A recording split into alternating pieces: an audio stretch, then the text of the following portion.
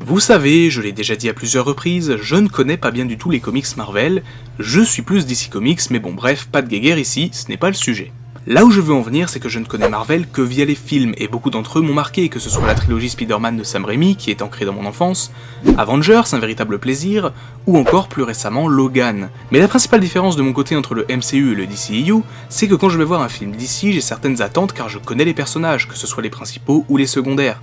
Au contraire, chez Marvel, si je connais bien les histoires des principaux personnages avec le temps, j'en découvre d'autres avec les films, mais ça s'arrête là, je ne m'y intéresse pas forcément des masses une fois le film fini. Et en sortant de Thor Ragnarok, film très sympathique à mes yeux mais pas dénué de défauts, j'avais immédiatement envie d'en apprendre plus sur un personnage, Hela. Tout le monde ne l'a pas aimé, certains la trouvant trop caricaturale, mais je trouve que c'est tout à fait raccord avec l'esprit du film. Ça fait du bien d'avoir une méchante qui apprécie en quelque sorte de l'être, qui est badass à un niveau quasi indécent par moment. Bref, tout ça pour dire, j'ai adoré ce personnage, et après en avoir appris un petit peu plus sur elle, j'ai décidé de lui consacrer un focus, qui du coup est un petit peu différent à écrire et à concevoir par rapport à d'habitude. Car en effet d'habitude je parle toujours de personnages que je connais et apprécie depuis un certain moment. Mais ici c'est différent, il y a un an je ne connaissais même pas Hela, je ne connaissais même pas le personnage. Aujourd'hui, elle est l'un de mes antagonistes Marvel favoris, et me voilà là, à vous parler d'elle dans un focus. Bon, cette intro est particulièrement longue, donc n'attendons pas plus longtemps, et penchons-nous sur sa création, son évolution, et ses pouvoirs. Hela fait sa première apparition dans A Journey into Mystery en mars 1964 et a été créée par Stan Lee et Jack Kirby. Hela serait vraisemblablement née à Jotunheim, domaine extradimensionnel des géants d'Asgard. L'identité de ses parents n'a pas été établie avec une certitude absolue, mais elle serait la fille de Loki et d'une géante. Vous inquiétez pas, on va y revenir. Étant présentée comme un potentiel danger, Odin décida de faire d'elle la déesse des morts dès le jour de sa majorité. Elle règne donc sur les royaumes de Hel et Niflheim, dans lesquels les esprits des morts reposent. L'un des premiers actes notables de Hela fut l'enlèvement de la fiancée de Thor, la déesse Sif, alors que ce dernier était encore adolescent. Thor arriva à la retrouver pour les faire face, et Hela, impressionnée par son courage, décida de la relâcher. Mais vous allez me dire que quelque chose cloche. En effet, je vous ai dit avant que Hela était la fille de Loki. Or, à ce moment, Loki était encore un adolescent, tout comme Thor, et elle était déjà adulte. Est-ce que ça ne pose pas un problème? Eh bien les amis, c'est là que l'on va rentrer dans une partie un petit peu plus technique de l'histoire, mais rassurez-vous, je vais essayer de faire simple. Le Ragnarok, ça vous parle? Sans doute.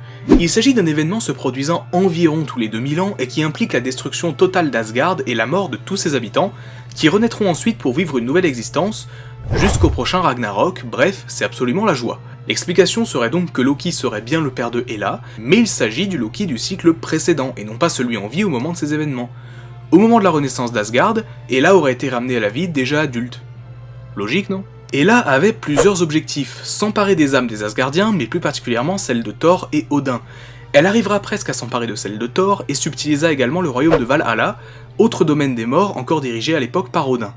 Ainsi, les Valkyries se battront pour elle, tout comme les morts du Valhalla, qui, je rappelle, ont été les morts héroïques d'Asgard. Hela s'alliera ensuite à d'autres dieux de la mort, notamment Pluton, Yama ou encore Akpu dans certaines histoires. Plus tard, Thor apprit qu'elle avait enlevé des âmes de mortels sur Terre. Il décida donc d'aller les libérer et organisa une expédition vers Hel, pas Hel et là, Hel le royaume, qui se solda par une défaite pour la déesse des morts. Bien qu'elle ait réussi à partiellement défigurer Thor, ce dernier révéla sa principale faiblesse en lui enlevant sa cape. En effet, lorsqu'elle la porte, elle apparaît vivante, normale et possède des pouvoirs divins.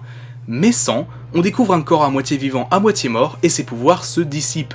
Elle ne peut plus léviter, ni même presque marcher, et doit absolument remettre sa cape pour retrouver ses pouvoirs de dieu. Cela constitue une véritable humiliation pour elle, qui par la suite décida de maudire Thor.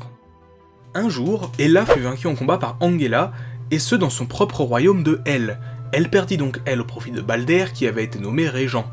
Elle décida donc de s'allier avec Thanos, ce dernier lui promettant de lui rendre son royaume si elle lui rapportait le Mjolnir d'un univers mort. Elle échoua à sa tâche, et revenant les mains vides face au titan, elle lui promit alors la seule chose qu'il puisse désirer, la mort, en échange de son aide.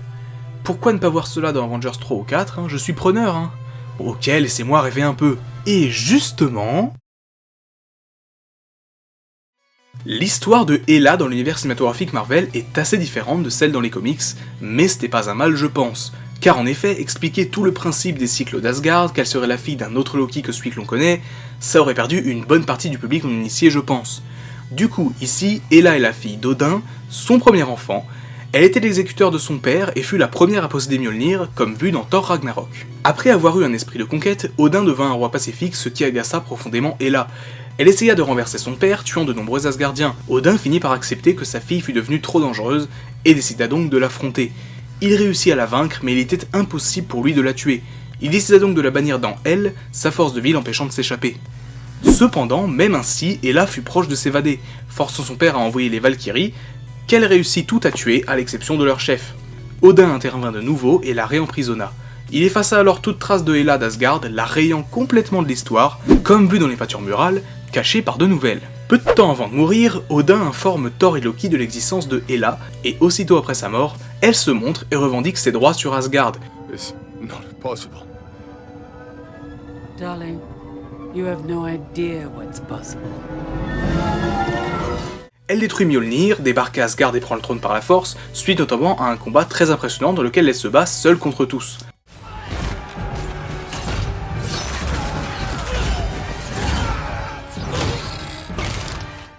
Étant la première-née d'Odin, qu'il le veuille ou non, elle est incroyablement puissante et peut tirer du pouvoir d'Asgard.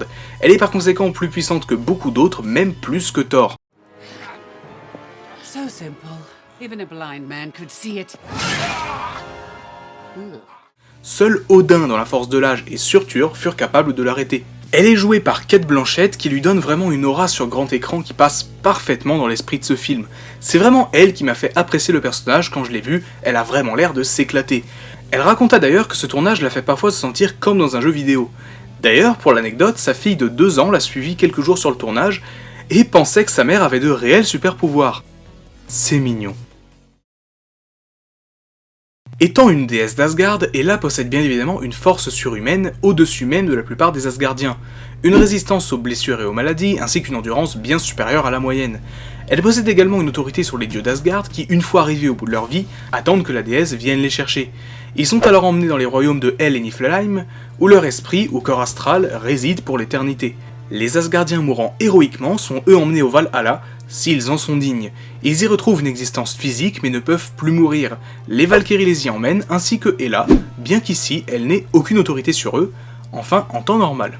Hela est capable de tuer au toucher un Asgardien ou de provoquer leur vieillissement accéléré. Cependant, elle se contente souvent d'attendre que ces derniers soient sur le point de mourir pour séparer leur esprit de leur corps.